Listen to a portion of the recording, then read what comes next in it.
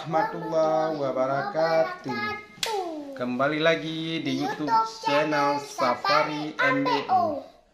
Kali ini kita akan mendengarkan pembacaan Al-Quran oleh putra sulung saya sendiri, dan ini putra bungsu saya. Alangkah baiknya yang sudah nonton, like, komen, subscribe, supaya Safari MBO tetap semangat membuat konten-konten yang lebih menarik lagi. Mari kita simak putra sulungnya yang ingin membaca Al-Quran. A'udzu billahi minasyaitonir rajim. Bismillahirrahmanirrahim.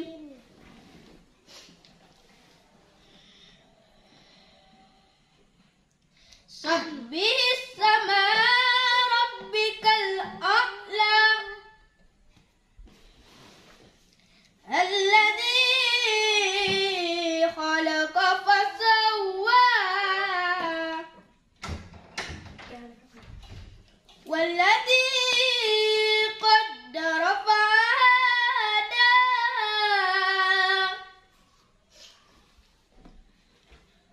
walladzi akhrajal marha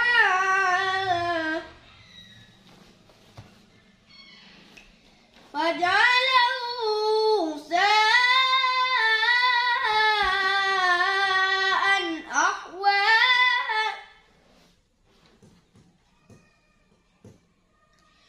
sanu'rikuha fala tansa illa ma syaa Allah innahu ya'lamul hajra wa ma yakhfa.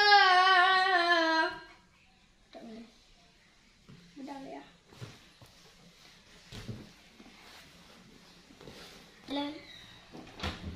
Wa nuyassiruka lil yusra.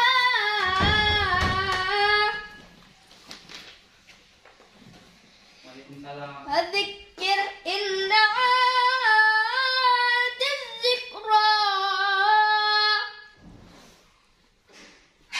sayadzakkaru man yakhsha wa yatajannabuhal ashqa alladzi yaslan naral kubra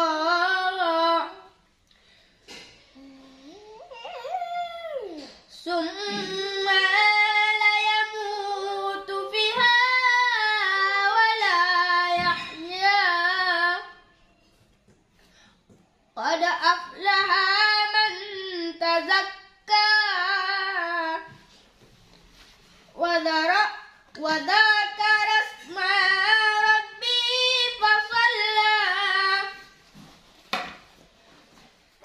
bal tu'sir